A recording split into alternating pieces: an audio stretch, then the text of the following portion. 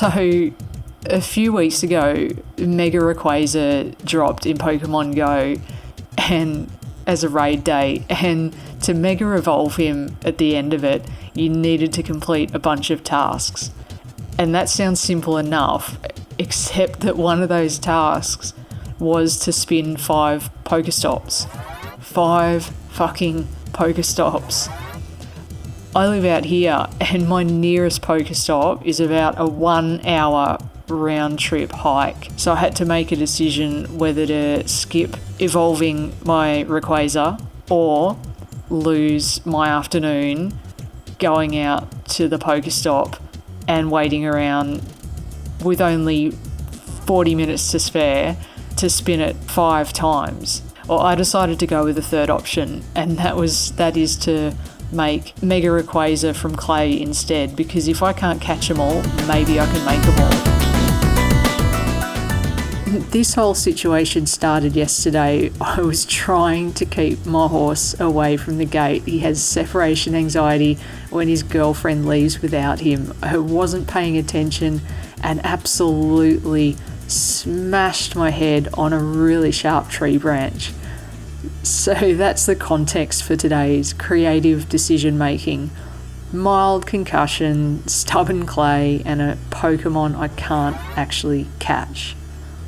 Marcus Aurelius, the Stoic philosopher, the Roman emperor, the guy who had a hell of a lot to say about what you can and can't control, would probably say, I can't control where Niantic put pokestops.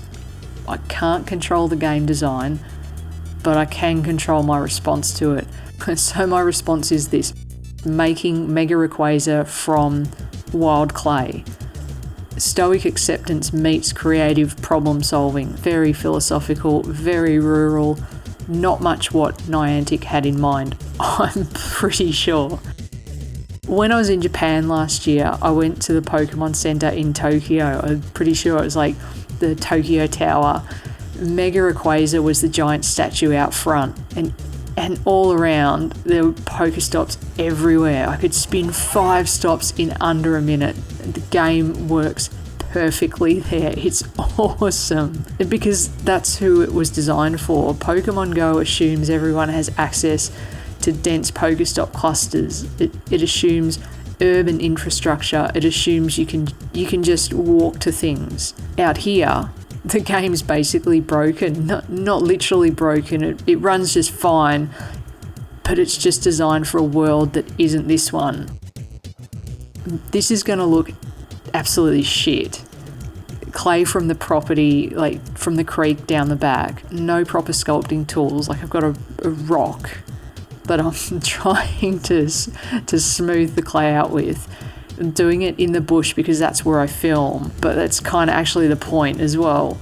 Like I can't access Mega Rayquaza the way the game intended, so I'm making my own version with what I actually have access to. The thing about game design is it makes assumptions. Pokemon Go assumes density, it assumes proximity, it assumes that spinning 5 Pokestops is fairly trivial. And for most players, like city players, urban players, Tokyo players, Sydney players, it is trivial. But when you design a global game with only urban players in mind, you exclude millions of people, like rural players, suburban, outer suburban players, players in developing countries, players with mobility issues. Anyone who doesn't fit the kind of the Tokyo model gets a little left out. Stoicism says accept what you can't change and change what you can. Like I can't change where Pokestops are, and I probably can't change Niantic's design priorities either, but I can kind of make Mega Rayquaza anyway, just differently. This is my Mega Rayquaza now. It doesn't have perfect... Well, you know what? It does have perfect IVs. I'm going to give it perfect IVs. I can't use it in raids. It won't Mega Evolve beyond this, but it exists, which is more than I can say for the one in the game. Philosophy for the real world. Sometimes the real world is rural New South Wales and the game is designed for Tokyo. Sometimes your horse has separation anxiety and tree branches attack you, and sometimes you just make the thing yourself. If I can't catch them all, maybe I can make them all.